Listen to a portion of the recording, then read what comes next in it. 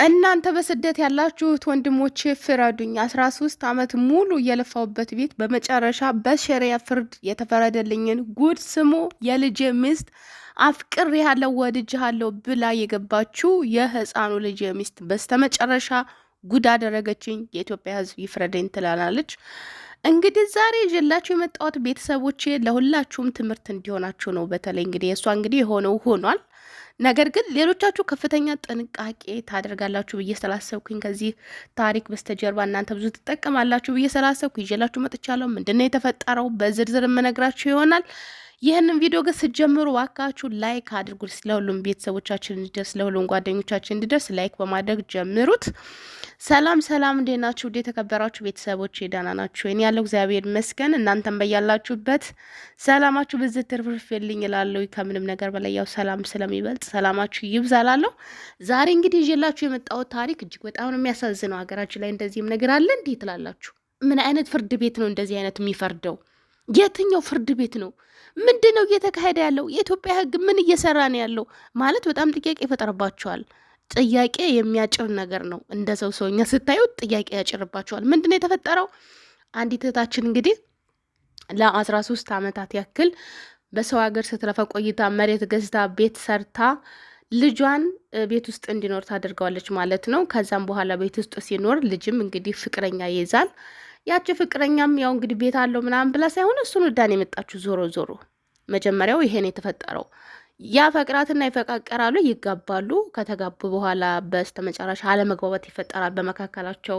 ግጭት ሲፈጠር ከዛም በኋላ ወደ ፍርድ ቤት ሄዳ ክስ ተመሰረተ ማለት ነው። ሲመሰረት ያንን ቤት ነበረ እንግዲህ ለፍቼበት አለሁኝ የጋራ ንብረታችን ነው ብላ ክስ መሰረተች ማለት ነው። እንግዲህ በሸሪያ ፍርድ ቤት ነው የተባለው የተወሰነላት። በአጠቃላይ ቤት ውስጥ ያለውን እቃ ሁሉንም ከሁለት ግማሽ እንዲሆን እንደዚሁም ደግሞ ያንን ቤት ያ ልጅ እንግዲህ ከሁለት አድርጎ ወይ ግምቱን እንዲሰጣት ወይንም ደግሞ ተሸጦ ግማሹ እንድትካፈል የሸሪያ ፍርድ ቤት ወስኗል ማለት ነው።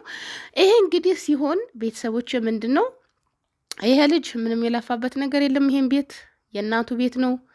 በሰው ሀገር እየተንከራተተች ነው እሱ ያለችው። ገና ወደ ሀገሯም አልገባችም። በቃ ምንም ቢደረግ ሸሪያ ፍርድ ቤቱ ግን ወስኖላታል ለልጅቱ ማለት ነው።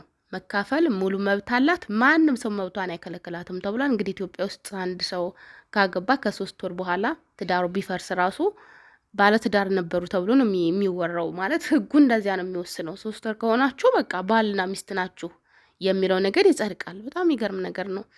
ምንድነው ያስገረመኝ? ይቺ ልጅ ይሄ ልጅ ያለፋበትም የሱ አይደለም ንብረቱ ምንም ነገር በሱ የሆነ ነገር የለም። ግን ሸሪያ ፍርድ ቤት እንዴት እንደዚህ ሊያደርግ ቻለ? የብዙዎች ጥያቄ ነው። እንግዲህ ይሄ ታሪክ እንዴት ነው ወደ እኔ የመጣው? በጣም በሚያሳዝን ሁኔታ ያው በጀማል በኩል ነው ማለት ነው። ጀማል ነው ይሄንን ታሪክ ያወጣው ወደ ሶሻል ሚዲያ። እንግዲህ ከጀማል ጋር ልጁ ምንድን ነው ይሄ መጅልስ ገዝቶ ስለነበረ ያን መጅልሱን እስቲ ረሲት አለ ወይ ረሲት ካለ ምናልባት መጅልሱን እንኳን ባተርፍ በሚል ነው እንግዲህ ወደ ጀማል ጋር ሄደው ማለት ነው። ሲጀመር ብዙ ብቻ የሚገርም ነገር አለ። ቤቱን የሚያክል ነገር ሁሉ ካደረገችው ለመጅልስ ተብሎ የሁሉ ጥረት ግን ይደረጋል። ብቻ ፈጣሪ ወቀው፣ እውነታውን ፈጣሪ ወቀው። ግን ዞሮ ዞሮ ልጅቱ በጣም ታሳዝናለች። እንደዚህ አይነት ፍርድ አለ? ልጁ ያለፈበትን ያልደከመበትም የእናቱ ንብረት እንደሆነ በሌለችበት ይሄ ሸሪያ ፍርድ ቤት ውስጥ ቢሆን እንደዚህ መፍረድ አለበት ብላችሁ ታስባላችሁ? ወይ አገሬ! እና ለማንኛውም እናንተ ጥንቃቄ አድርጉ። ከዚህ በኋላ እንግዲህ ልጅም ሲኖራችሁ ምንም የሚኖራችሁ ከፍተኛ ጥንቃቄ አድርጉ። ትዳር ከያዙ በኋላ አከራይታችሁ በየወሩም ቢሆን የቤት ኪራዩን እየከፈላችሁ ብታኖሯችሁ የተሻለ ይሆናል ብዬ አስባለሁ። እንደኔ ሳስበው ማለት ነው። እንዲህ አላቅም፣ በጣም ከባድ ነው። አንድ ሰው ሲጀመር ከጋብቻ በፊት ያለውን ንብረትና ሀብቱን ለባሉ ወይንም ለሚስቱ የማካፈል ግዴታ እንደሌለበት ነው እኔ የማውቀው የነበረ። አሁን ግን ይህን ስሰማ በጣም ነው የተገረምኩት። ሁላችሁም እንድታውቁ ብዬ ነው። ምክንያቱም የኔ ቤተሰቦች ምናልባት ላሰሙ ስለምችሉ እናንተ መስማት አለባችሁ ብዬ ነው ዛሬ ይዤላችሁ የመጣሁት ይሄን ነገር ማለት ነው። ስንቶቻችሁ ታውቃላችሁ እንደዚህ እንደሚፈረድ? ያው በእርግጥ የሸሪያ ፍርድ ቤትና የዋናው ደግሞ የኛ ፍርድ ቤት ማለትም የመንግስት ፍርድ ቤት እኩል አንድ አይነት ፍርድ የሚሰጡ አይመስለኝም። ግን እነሱ በሃይማኖታቸው ተጋብተው በሃይማኖታቸው ለመፋታት መሰለኝ የፈለጉት። እውነት ለመነጋገር በእስልምና ሃይማኖት ፍቺ ሲፈጠም ባለፈው ራሱ አንዲት እህታችን 400,000 ብር ኒካ እንዳወርድልሽ ከፈይ ተባልኩ አለች። እንትና ጋ ማለት ነው። ማነው ስሙ የቲክቶክ ላይ የሚሰራው? አረ ስሙን አምጡልኝ፣ ደግሞ ስሙ ሊጠፋኝ ነው። ማነው እዚህ በጣም ብዙ እህቶቻችን አሌክስ ጋር ማለት ነው። ወይ እናንተ ስሙ ራሱ ጠፍቶኝ እንትልል ነበር። እና አሌክስ ጋር ቀርባ ነው እንደዚህ ስትል የነበረው 400,000 ብር ኒካ ለማውረድ አስባችሁታል? ለዛውም እኮ ተጋብተው ምን ብለው እሱን የማገጠባት እሱን ያገባው በሷ ላይ አግብቶባትም ግን ኒካሽን አላወርድልሽም አላት። ያው እስልምና ሃይማኖት ኒካሽን አውርጄልሻለሁ ብሎ አንድ ሰው እስካልተናገረ ሴቷን ማግባት አችልም። ወንዶቹ ግን እስከ 4 ያገባሉ። ብቻ ሀገራችን ላይ እየተካሄደ ያለው ነገር ፌር አይደለም ብዬ ነው ማስበው እኔ። እውነት ለመነጋገር እህቶቻችን ከፍተኛ ጥንቃቄ አድርጉ። ላልሰማችሁ ስሙ። እንደዚህ ተሆና ልጅቱ አሁን በአሁን ሰዓት በጣም ለቅሶ ላይ ነው ያለችው። ወይ ስራ ትታ እንዳትሄድ አትሄድ ነገር እዚያ ጋር ያለው ንብረቷ የደከመችበትን ንብረቷ እንግዲህ አንዲት የመጣች ሴት ያለፋችበትን ያልደከመችበትን ንብረቴ ነው ይገባኛል ብላ ካሳ ተወስኖላታል። እንግዲህ ምን ማድረግ ይቻላል? ብቻ በጣም የሚያሳዝነው ምንድን ነው የምትሆነው አሁን ይቺ ልጅ? እንደዚህ የደከመችበትን እንደዚህ ያለፋችበትን ግማሹን እንግዲህ ከሁለት ተደርጎ የሷ ነው ሙሉ የቤት እቃም እንደዚሁም ከቤቱ ግምቱ እንዲሰጣት እንደዚህ ሲደረግ ብቻ በጣም ምን እንጃላቅም። ለአንዳንድ ሰው ይቺ ምድር ለአንዳንድ ሰዎች ነው የምትሆነው እንጂ ለአብዛኛው ሰው አትሆንም ብዬ ነው ማስበው እንደኔ። እና ቢሆንም ግን ታሞ ተመማቀቅ አስቀድሞ መጠንቀቅ ይሻላልና ልጆቻችሁ ካገቡ በኋላ እውነት አከራይታችሁ የቤት ኪራዩን እየከፈላችሁ ብታኖሩ ይሻላል። እንደዚህም ነገር ካለ በጣም ከባድ ነው። የራሱ ቤት ስለሆነ ቤት ኪራይ ስለማይከፍል ይገባኛል የለፋችሁ የጣረችው የምትግረው ግን ሌላ ቦታ ያለች ሴት ነች።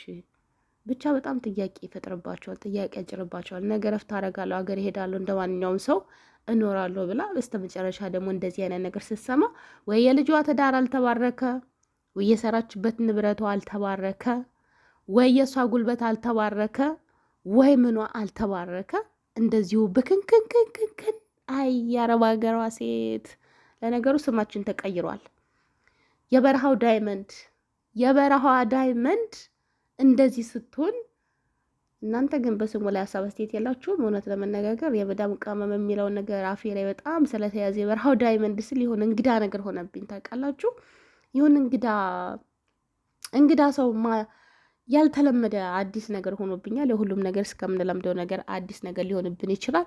ለማንኛውም ስማችንም በይፋ ተቀይሯል። ከዚህ በኋላ የመዳም ቅመም የሚባለው ነገር ኤክስ የበረሃዋ ዳይመንድ በወርቅ የተቀባችው የወርቋ ቅብ እንደዚህ አይነት ነገር ገጥሟታል። ሁላችሁም ጥንቃቄ እንድታደርጉ ነው። የቤት ጉዳይ በጣም ከብዙ ሰው ጋር ጭቅጭቅ እየፈጠረ ንትርክ እየፈጠረ የብዙ ሰዎችን እንባ እያፈሰሰ ንብረት፣ ገንዘብ በጣም ሰዎችን እውር ያደርጋል። የሰይጣን ስር ነው። ሰይጣንም በዚሁ አማካኝነት ይገባል።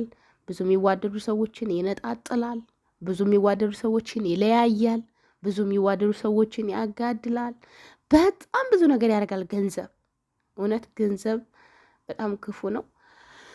ለማንኛውም ቤተሰቦቼ ይሄንን ነገር ልንገራችሁ ጥንቃቄ እንድታደርጉ ብዬ ነው። ቪዲዮ ግን ላይክ እያደረጋችሁ ለሁሉም አድርሱ ላለሁኝ። ሼር ማድረጋችሁን እንዳትረሱ። በድጋሚ እንግዲህ በሌላ በአዲስ መረጃ እስከምንገናኝ ብያላችሁ በሰላማችሁ ይብዛልኝ። ወዳችኋለሁ፣ አከብራችኋለሁ። ቻው